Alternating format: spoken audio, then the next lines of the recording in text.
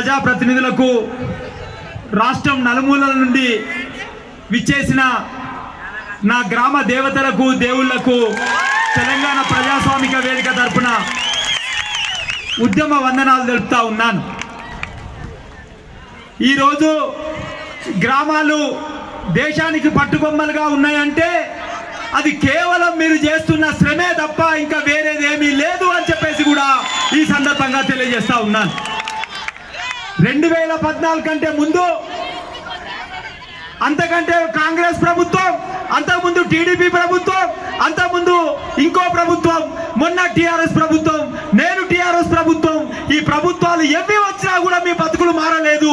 కేవలం పోరాటాల ద్వారానే బతుకులు మార్చుకోవాల్సిందిగా ఈ సందర్భంగా సవినయంగా మనవి చేస్తా ఉన్నాను. మిత్రులారా, నిన్నగాక మొన్న విద్యుత్ సమ్మె జరిగితే కేవలం 8 రోజుల్లోనే 4 సార్లు చర్చలు పిలిపించేసి 6వ రోజున ఒక 70% జీతాలు పెంచినందుకు ఒప్పుకొని తెల్లారే జీవోలు విడుదల చేసిన ఈ ప్రభుత్వం ఇవాళ 54,000 మంది కార్మికులు, 12,751 గ్రామాల కార్మికులు సమ్మె చేస్తా ఉంటే 23 రోజులు అయితే ఉంటే నువ్వు కదలలేదంటే నీ అగ్రకుల అహంకారం అని చెప్పేసి ఇవాళ ప్రశ్నిస్తా ఉన్నాం. ఏ అగ్రకుల అహంకారంతో బడుగు బలహీన వర్గాల ప్రజలను అణచివేయాలని చూస్తా ఉన్నారో, ఈ బడుగు బలహీన వర్గాల కార్మికులకు స్పందిస్తలేరో వాళ్ళే మిమ్మల్ని గద్దెదించేసి తరిమి కొడతారని చెప్పేసి కూడా ఈ సందర్భంగా తెలియజేస్తా ఉన్నాను.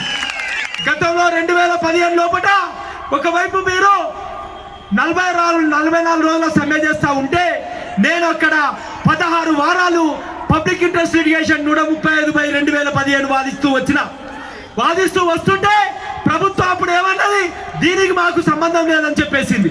అట్లంటే మంత్రి ఎందుకున్నాడు అని చెప్పేసి ప్రశ్నించడం కోట్ల. నీ కొడుకు ఎందుకు మంత్రి ఉన్నాడు?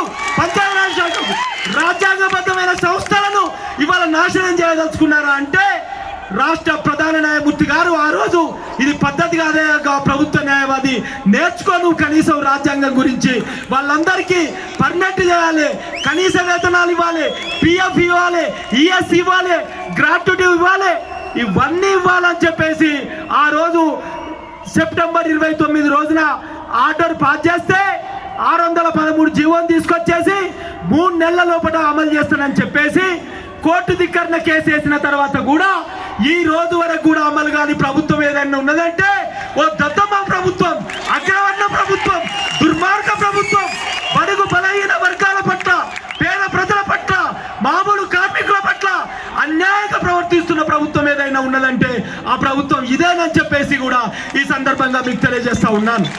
మిత్రులారా, ఇవాళ కాంగ్రెస్ వచ్చింది, ఏమీ చేయలేదు. టీడీపీ వచ్చింది, ఏమీ చేయలేదు. టీఆర్ఎస్ వచ్చింది, ఏమీ చేయలేదు.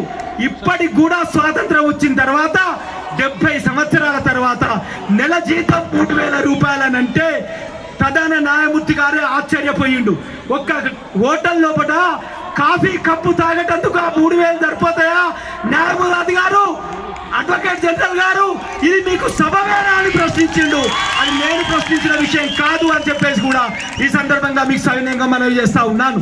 మిత్రులారా, ఇప్పటికైనా కూడా సమ్మెను మీరు ఉధృతం చేయండి, ప్రజాస్వామ్యబద్ధంగా ఉధృతం చేయండి.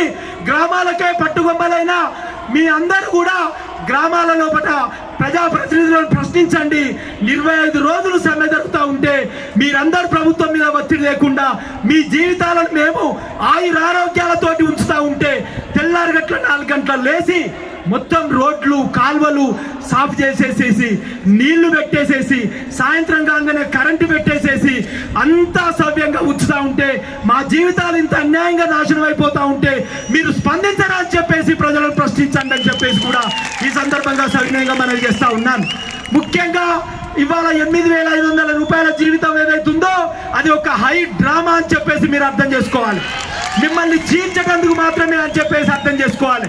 నిన్న రాత్రి 7 గంటలకు ఇచ్చిన జీవో 117/2018 వచ్చిన జీవో ఏదైతుందో 6,300 మంది పంచాయతీ కార్యదర్శులకు పోస్టులు ఇష్యూ చేస్తూ వచ్చింది. మరి 2007 సంవత్సరంలోనే సుప్రీంకోర్టు పంచాయతీ కార్యదర్శుల లోపల 2400 పోస్టులు దింపాలు ఉన్న వాళ్ళకే ఇవ్వాలని చెప్పింది. ఈ జీవోలో స్పష్టత లేదు. కాబట్టి మేము ఒకవైపు న్యాయ పోరాటం అక్కడ కొనసాగిస్తాం మీ వైపున, రెండో వైపు ఈ ప్రజాప్రతినిధులు, వివిధ రాజకీయ పార్టీల నాయకులు, ప్రజా సంఘాలు అందరం కూడా వెన్నుదన్నుగా ఉంటాం. మీరు సమ్మె శాశ్వతంగా మీ సమస్యలు పరిష్కారం అయ్యేంత వరకు ఎట్టి పరిస్థితుల్లో కూడా వెనక్కు తగ్గొద్దని తెలియజేస్తూ ఈ అవకాశం ఇచ్చిన మీ అందరికీ ధన్యవాదాలు తెలుపుతూ ముగిస్తున్నాను.